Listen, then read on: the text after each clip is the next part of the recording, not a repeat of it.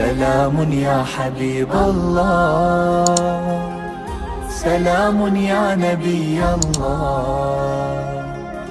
سلام یا رسول اللہ، یا نبی الرحمة جل من سواك، یا شفیع الأمة خصنا بهواك، فيك تمحى الظلم نهتدي بهداك، نهتدي بهداك۔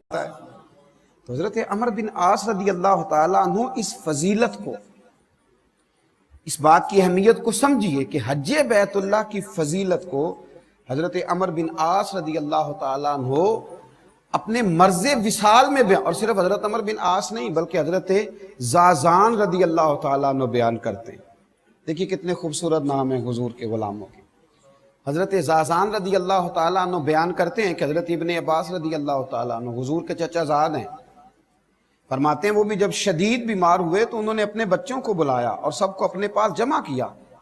آخری وقت پتہ ہے ہمارے ہاں لوگ کیا وصیتیں کر رہے ہوتے ہیں، فلاں مکان فلاں کا ہے، فلاں جائیداد فلاں کی ہے، فلاں پیسے فلاں کے، یہ سونے کی بالیاں فلاں کی ہیں، اور فلاں جگہ پڑا زیور فلاں کا ہے۔ تو حضرت ابن عباس شدید بیمار ہیں، بچوں کو بلایا اور وصیت کیا کرتے ہیں، کہتے ہیں میرے بچوں، میں نے نبی کریم علیہ السلام سے ایک بات سنی ہے، میں جاتے ہوئے تمہیں بتا کے جانا چاہتا ہوں۔ عرض کی ابا جی بتائیے، دادا جی بتائیے۔ تو حضرت ابن عباس فرمانے لگے رسول اللہ صلی اللہ علیہ وسلم نے ارشاد فرمایا جو شخص مکہ مکرمہ سے پیدل حج کے لیے نکلا حتیٰ کہ حج کر کے واپس لوٹ آیا، اللہ تبارک و تعالی اس کے ہر قدم کے عوض 700 نیکیاں لکھتا ہے، اور اس کی ہر نیکی حرم کی نیکی کے برابر ہے۔ تو بچوں نے فوراً عرض کیا کہ ابا جی وہ حرم کی نیکی بھی بتا دیں کتنی ہوتی ہے۔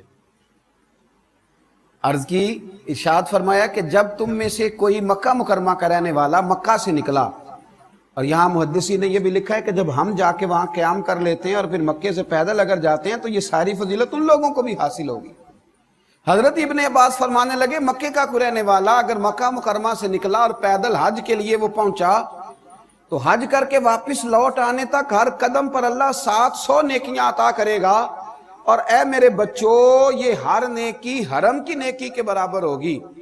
اور اس کی ابا جی حرم کی نیکی بھی بتا دیں، فرمایا ایک نیکی 1 لاکھ کے برابر ہے، گویا اللہ اسے ایک قدم پر 7 کروڑ نیکیاں عطا فرمائے گا، ہر قدم پر اللہ اسے 7 کروڑ نیکیاں عطا فرمائے گا اللہ کریم اسے۔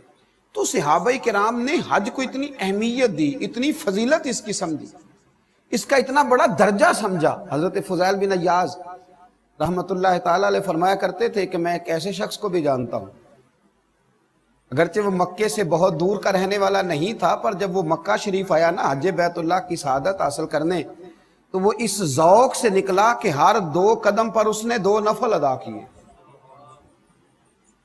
ہر 2 قدم پر اس نے 2 نفل پڑھے۔ اللہ کرے ہمیں سمجھ آئے اس بات کی، یعنی حج کرنے جا رہا ہے، ہمارے ہر 2 قدم پر ایک نئی فوٹو آ رہی ہوتی ہے، ہر 2 قدم پر اس نے 2 نفل پڑھے۔ حضرت فضیل بن عیاض کہتے ہیں میں نے اس سے کہا کہ اس انداز میں حج، کہتے ہیں وہ رو پڑا، کہنے لگا اور سوچتا ہوں میں کہاں اور رب کریم کا گھر کہاں، اس نے بلایا ہے تو میں ہر قدم پر شکر ادا کرتا ہوا جا رہا ہوں، ہر لمحہ اس کی بارگاہ ناز میں میرا وجود سپاس گزار ہے، میرے وجود کے رونگٹے بھی اس کا شکر ادا کرتے ہیں، میں کہاں اور مالک کا گھر کہاں، اس نے بلا لیا۔ تو حج بیت اللہ اتنی عظمت اور اتنی فضیلت والی چیز کہ میرے نبی رحمت نور مجسم شفیع معظم صلی اللہ تعالی علیہ وآلہ وسلم کے پیارے اور لاڈلے نواسے حضرت امام حسن بن علی رضی اللہ تعالی عنہما فرماتے ہیں کہ ایک شخص نا نبی کریم علیہ السلام کی بارگاہ میں حاضر ہوا تو اس نے عجیب ہی سوال پوچھ لیا۔ امام حسن روایت کرتے ہیں، عرض کرنے لگا یا رسول اللہ صلی اللہ علیہ وسلم میں ایک کمزور دل آدمی اور ضعیف بھی ہوں، تو یا رسول اللہ میں سخت کام نہیں کر سکتا، میں جہاد وغیرہ نہیں کر سکتا، ایک تو میں ضعیف ہوں اور دوسرا دل کا بڑا کمزور ہوں، میرے ذمہ سخت کام نہیں ہونا چاہیے، تو حضور کوئی ایسا کام जिहाद का मुझे शौक है पर मैं कर नहीं सकता, कमजोर दिल हूं। तो मेरे हबीब करीम अलैहिस्सलाम ने फरमाया मैं तुम्हें ऐसे जिहाद की तरफ न ले चलूं, ऐसे जिहाद की तरफ तुम्हारी रगबत न दिलाऊं जिसमें हथियार ही ना उठाना पड़े और जिहाद भी हो जाए। अर्ज की हुजूर वो कौन सा जिहाद है? फरमाया जा जाके बैतुल्लाह शरीफ का हज करके आ। ये ऐसा जिहाद है कि जिसमें तलवार भी ना उठानी पड़ेगी लेकिन तुम्हें मुजाहिद फी सबीलिल्लाह का अजर दे दिया जाएगा। मेरे नबी करीम सल्लल्लाहु ताला अलैहि वसल्लम ने हज के फजाइल बयान किए। देखे ना, अगर हुजूर की जुबान से किसी चीज का खाली नाम भी निकल जाए तो वो बड़ी शानों वाली हो जाती है। कुरान मजीद किसी चीज का इशारतन भी तज़किरा कर दे तो वो शानों वाली हो जाती है। तो हज कितनी अजीम इबादत है जिसके जगह जगह मेरे नबी पाक ने फजाइल बयान फरमाए। हज कितनी अजीम इबादत है जिसके जगह जगह मेरे नबी पाक ने फजाइल बयान फरमाए और हुजूर ने तरगीब दिलाई। नबी पाक सल्लल्लाहु ताला अलैहि वसल्लम ने तरगीब दिलाई। और एक हदीस तो ऐसी है कि झूम जाता है इंसान का वजूद, उसकी रूह झूम जाती है। कोई कहता है मैं फलां सियासी जमात हूँ, कोई कहता है मैं फलां सियासी जमात हूँ, कोई कहता है मैं फलां सूबे की जमात हूँ, कोई कहता है मैं कुछ हूँ। हज़रत जाबिर इब्न अब्दुल्लाह रज़ी अल्लाह ताला अन्हु फरमाते हैं कि नबी करीम सल्लल्लाहु अलैहि वसल्लम ने फरमाया हज और उम्रा करने वाले अल्लाह की जमातें हैं। अल्लाहु अकबर। ये किसकी जमात है? अल्लाहु अकबर। हज और उम्रा करने वाले ये अल्लाह की जमात हैं, हज और उम्रा करने वाले। और क्या खूबसूरत लफ्ज हैं हदीस पाक के, अल्लाह करे ये दिलों में बैठ जाएं।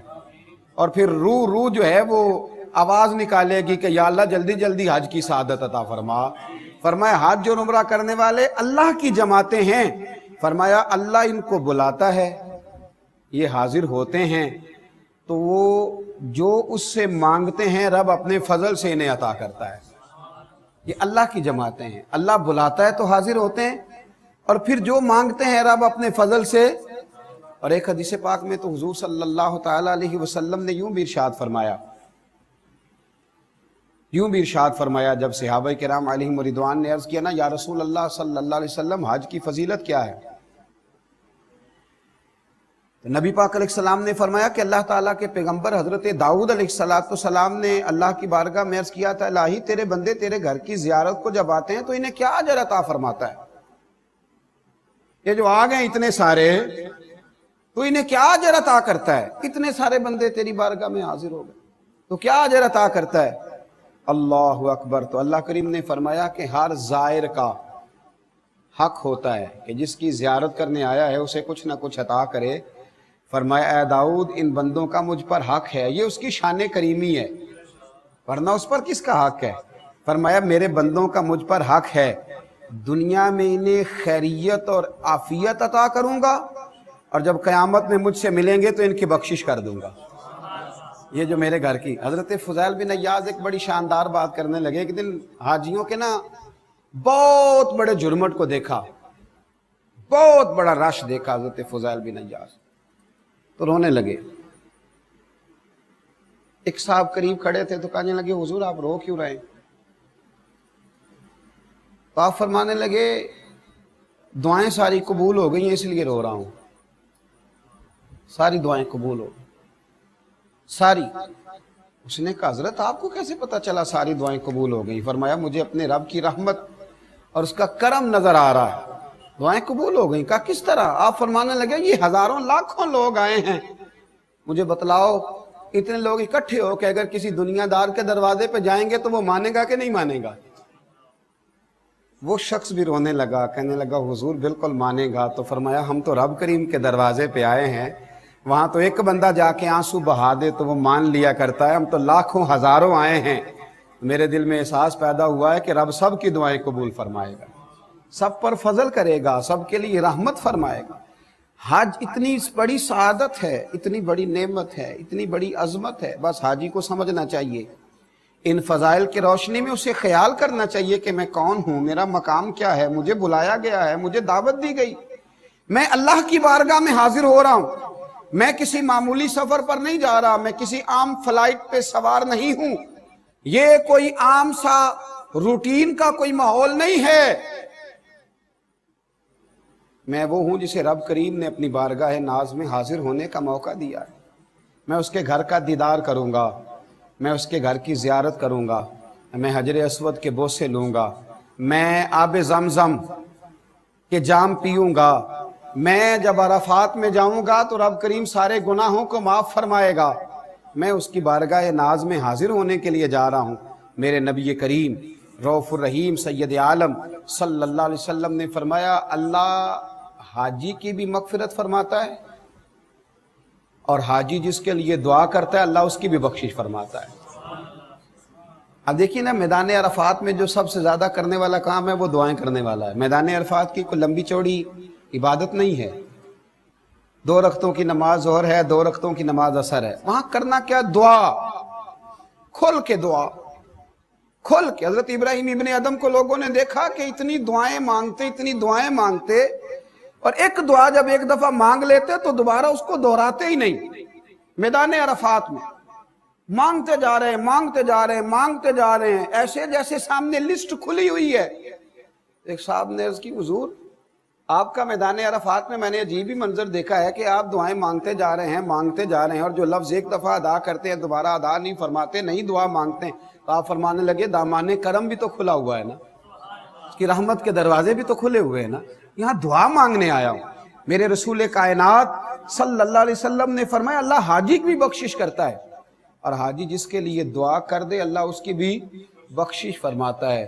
تو حاجی کی توجہ رہنی چاہیے دعاؤں پر، التجاؤں پر، مانگنے پر۔ وہ دروازہ کرم تک پہنچ گیا، رب کریم تو ہر جگہ ہی عطا کرتا ہے، لیکن وہاں تو خدا کی رحمتیں چھما چھم برس رہی ہیں۔ خدا را حاجی کسی اور جگہ مصروف نہ ہو جائے، کبھی بھی اپنی توجہ کو بٹنے نہ دے۔